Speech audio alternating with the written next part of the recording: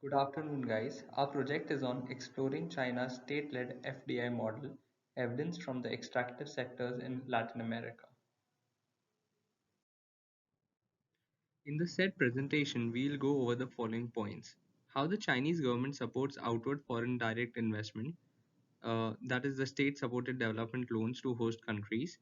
How the Chinese government develops commercial and diplomatic relationships with host countries, which in turn facilitate Chinese firms access to natural resources. How the Chinese government limits the exposure to host countries' political risk.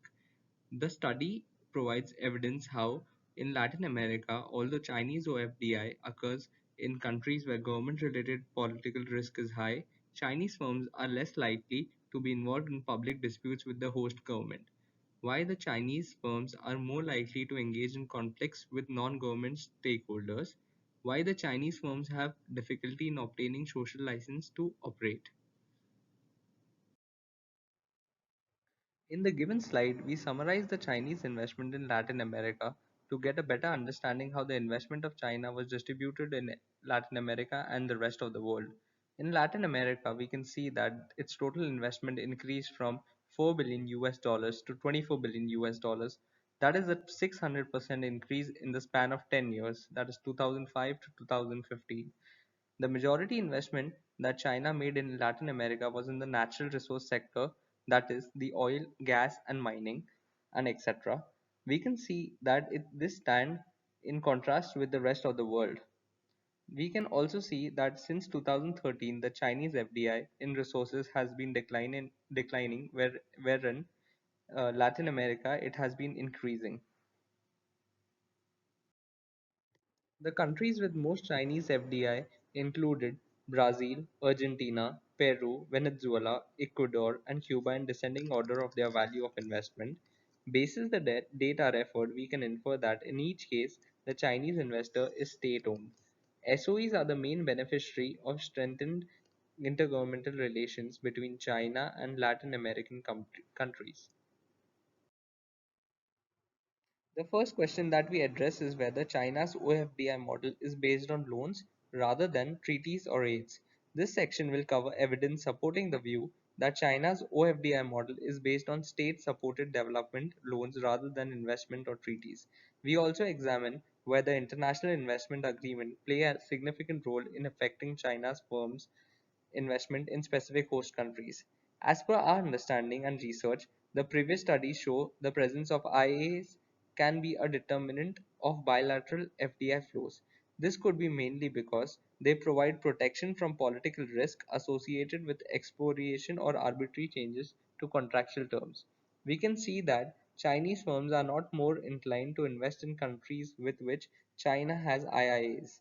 In the past decade, 53% of Chinese investment registered in the China Global Investment Tracker went to Latin American countries with enforced IIAs and remainder went to the countries without such treaties. Hi, my name is Yasir, and I will be explaining a few things about how Chinese government allocate different forms of investment to different countries and how do they choose these different countries. And then moving on, I will be explaining the loan allocation by China in Latin America classified through industry sectors.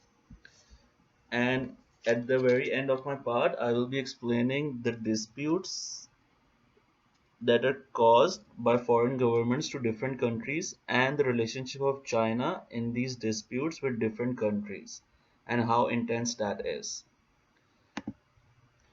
Moving on, I will be using this table to determine important relationships, for instance, between aid and foreign direct investment. And the GDP and natural resource rents will be used to determine how China actually determines in which country to invest. So firstly, we will be studying the correlation between aid and FDI. Now, it is important to see that the top countries that received Chinese aid were Cuba, Ecuador, and Costa Rica, followed by other countries. However, the major FDI recipients were Brazil, Venezuela, Argentina, followed by other countries. Now, this clearly shows that most likely the correlation between aid and FDI will likely to be low, and this also is confirmed as the correlation is only 0.04. This shows that aid is not likely an important instrument used by China to further its relationships with host countries in order to advance its FDI agenda. Now moving on to correlation between Chinese loan announcements and FDI. The research shows that the correlation between Chinese FDI and loan announcements is 0.66, which is a positive correlation. This suggests that loans are a more important instrument than aid for China to facilitate natural resources foreign direct investment in Latin America. Now it can also be seen in table 2 in the last slide that 69% of the loans from China went to countries without international investment agreements. This means that China normally uses its loans as an alternative to IIAs to improve the investment climate for Chinese firms in the host country. Moving on to the relationship of GDP with FDI, this also turns out to be high at 0.74. And when we talk about relationship of natural resource rents with foreign direct investment, that is also about 0.75. It is important to note that loans are more correlated with natural resources rents, that is 0.60, which is a high positive correlation. This means that China supports resource-based loans. We can conclude on table 2 that Chinese loans and FDI are strongly correlated to either resource intensity or market size in a particular country. However, Chinese aid and IIAs in Latin America are not strongly related with resource intensity or market size.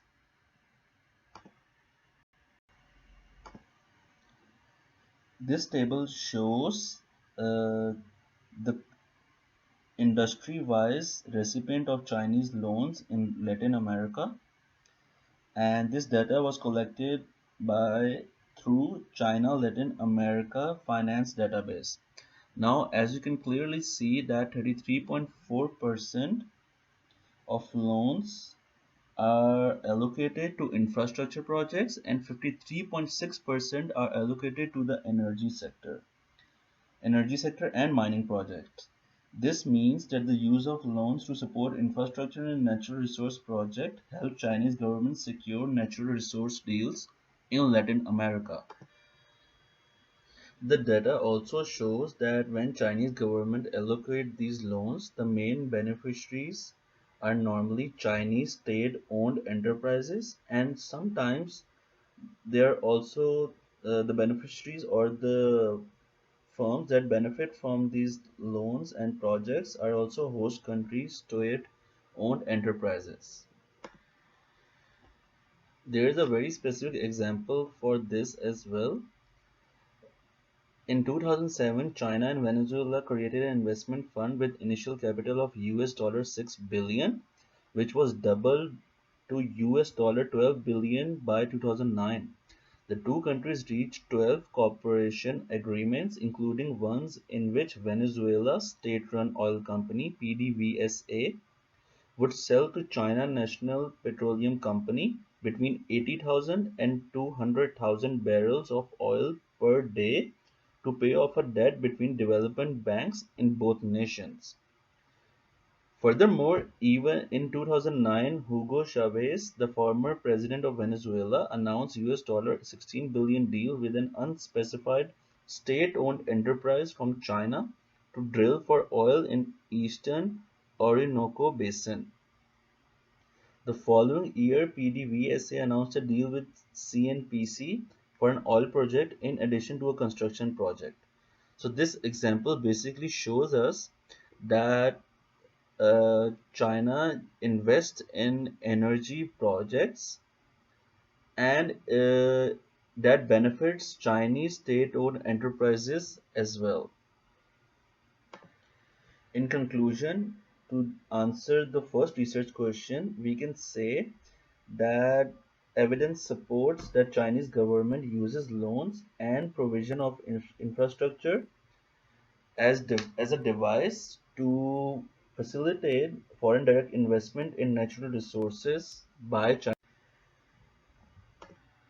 This table shows top 20 countries that reported foreign government investment disputes in the first column. In the second column, it shows the source country of the firm that the dispute was against.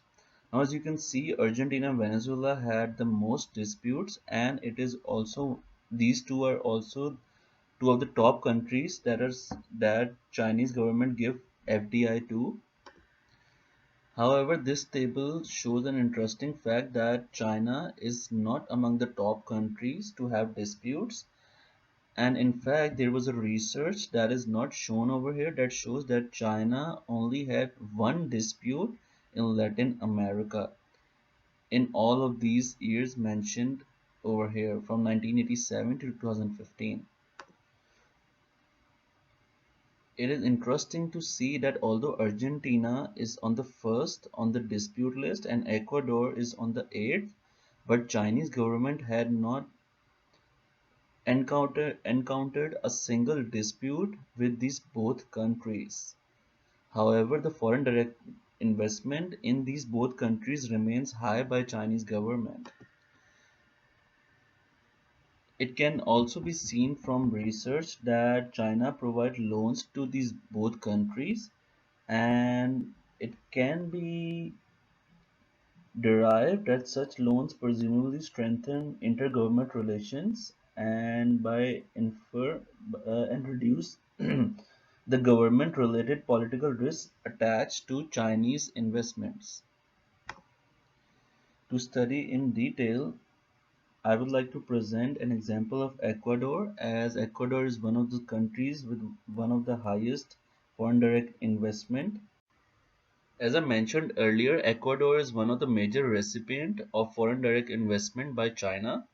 However, it is really surprising as it can be clearly seen through this graph that the expected amount of disputes from 0 to 10 have a probability of 91.1%. Therefore, one can expect that a dispute from 0 to 10 will occur as it has a high probability. However, there were zero disputes of China with Ecuador in terms of foreign direct investments. By and large, we can conclude that although not definitive, there is some evidence to suggest that Chinese firms are not deterred from entering dispute-prone countries, even in the absence of an IIA. When an IIA is present, Chinese firms are less likely to become involved in firm-state disputes. We also infer that the Chinese model of building strong intergovernment relations limits direct or indirect negative behavior by host governments, hence reducing the government-related political risk faced by Chinese firms. With that, I would like to conclude my part. Now my team member Badulio will continue with the presentation. Thank you. Good morning, class. In the final part of our presentation, I will talk about the level of protection that Chinese firms have regarding social risk to non-government stakeholders. In addition, we provide you with an example in Ecuador regarding this model, and finally get some conclusions and then present how this model is applicable in the Canadian economy. Are Chinese firms protected from social risks related to non-government stakeholders? For this question, we use the mining conflict data from the Observatory of Mining Conflicts in Latin America to analyze the Chinese firms' behavior towards the approach of these host countries and the relationship with the China state-fed model. As you can see in the figure, we have the Chinese firms mining projects in Latin America during the period of 1990 to 2005, report 212 local conflicts. Typically, it involves with local community protests and NGOs related with environmental organizations. Then here in this other chart, we can appreciate how the different projects are associated with the level of conflict and the projects each country has in Latin America. In the other chart that we have here at the right, we can see how even China doesn't seem to be the one with the most conflict, is the one with the higher ratio. It means that almost a quarter of the local projects that they have in Latin America end with some kind of conflict. China ratio is about 26.92% higher than the average conflict ratio among all the firms in Latin America, which is like 12.18%. Now we make a quick glance at the relationship that China's firms conflict and loans receive from China Bank. All conflict with countries in Latin America record where Chinese mining firms involved receive loans from China. We have some examples like Argentina, Ecuador, Mexico, and Peru. The evidence led us to suggest that although the Chinese model may limit the exposure of Chinese firms to political risk related to hosting government, it doesn't help Chinese firms obtain a social license to operate.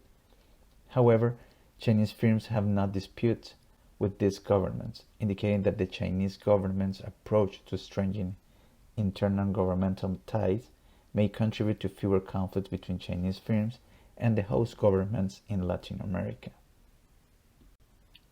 Now we turn to the case of Ecuador, trying to highlight in more detail the implications and reactions of non-governmental actors toward Chinese firms and the consequence that this derives. Following the Chinese model, the case illustrates Shapiro's conclusions regarding social risk for Chinese firms.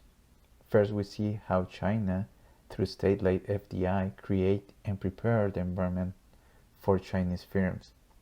Ecuador, as a host country, beneficiary of Chinese loans, and one of the largest recipients in Latin America, in October of 2012, both countries signed a pact for a 571 million loan with the Chinese bank. In exchange, the president of Peru offered full support for a Chinese firm interested in Ecuacorriente, the company involved in the project and current owner of the Mirador mine. The project consisted of the extraction of 5 million pounds of copper beginning in 2013. However, this is the part where the protection of the Chinese model through loans cannot avoid Chinese firms from reaction outside the governmental sphere of the host country. The contract with Ecuacorriente sparked a harsh protest by environmental and campaigners and indigenous communities, led to the negative perception that resulted in a huge march of protesters in Quito, the capital of Ecuador, with a failed attempt to occupy the Chinese embassy. In these conflicts, an indigenous leader opposed to the protest was found bound and buried the day before he planned to take his campaign to the United Nations Climate Change Conference in Lima, Peru. In the end, all these adverse effects create a significant disruption. This mining project is scheduled to start production in 2013 and was rescheduled to start production in 2018. Furthermore, this case was so emblematic in the region that it postponed operation to 2019 again. Now we provide you with some conclusions regarding the Chinese FDI model. We have some conclusions regarding these four main aspects. First, China's state-led FDI model. Evidence provided by Shapiro in this research let us conclude that effectively the Chinese government, through a program of state loans to host countries, facilitates the entry of Chinese firms into the resource sector in Latin America.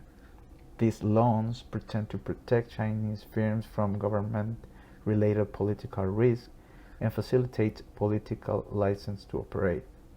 Even the study was exploratory, the authors suggest rigorous methods to examine implications about that the state loans and FDI are highly correlated.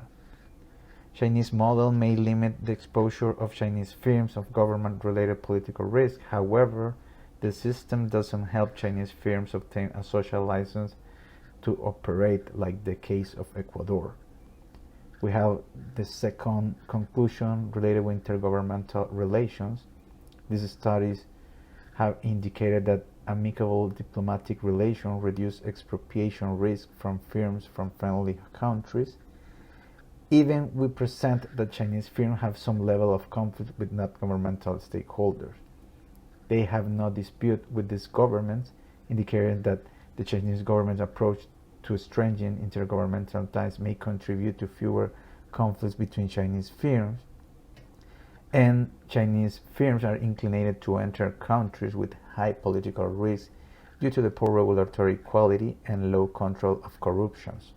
And these Chinese firms are used to work under difficult government conditions, feeling secure that they receive financial backing from their home country government.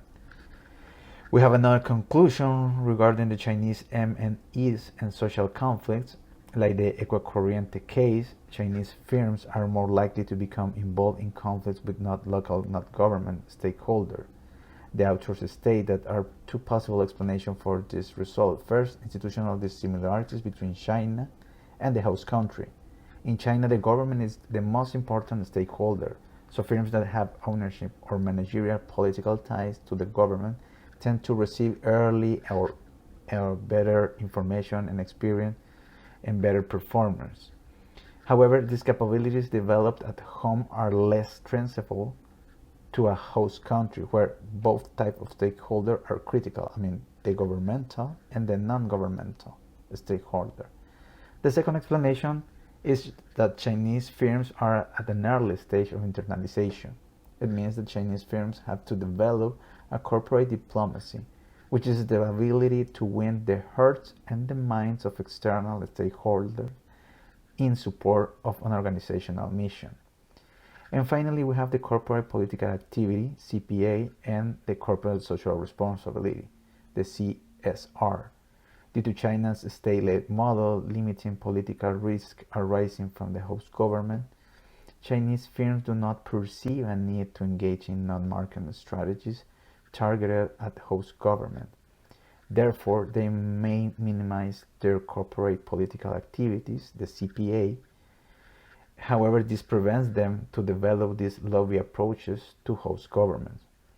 And regarding the CSR, it's very little what we know about the capabilities of Chinese firms have, especially with this. So we encourage in a future research focus in the CSR from the Chinese firms. Now we talk about the application of the Canadian context economy. In this chart, we have the Canada foreign direct investment abroad in Latin America. The information obtained is until 2018 regarding the FDI invest in Latin America. In contrast, we have the Chinese model that uses state loans as part of its strategy to provide stability to the Chinese firms in host countries. Canada's approach is more that to agreement as a tool for minimizing political risk to Canadian firms. In addition, we identified that Canada has 8 free trade agreements, FTAs, with the following countries in the hemisphere, which are Chile, Colombia, Costa Rica, Honduras, Panama, Peru, and Mexico. And Canada also has 10 foreign investment promotion and protection agreements called FIPA in Americans that has like the same intention, protect Canadian firms from political risk in the region. Since 2008, Canada has signed over a dozen of foreign invest promotion and protection agreements with African and Latin American countries. As such, they undermine government's ability to democratically determine economic policy. FIPAs are primarily about protecting Canadian mining firms from popular discontent After 2 decades of privatization and loosening restriction of foreign investment, mining companies operating in Africa and Latin America fear a reversal of these policies. The ability to sue a government in an internal tribunal for lost profits partially alleviates those fears. Well, the Chinese model suggests that loans granted to Latin American government minimize the political risk with the government stakeholders in the host countries. The Canadian model is based on agreements like FIPAs or the FDAs that give that security for Canadian firms. In this slide, we can see the projects that Canadian firms have in Latin America.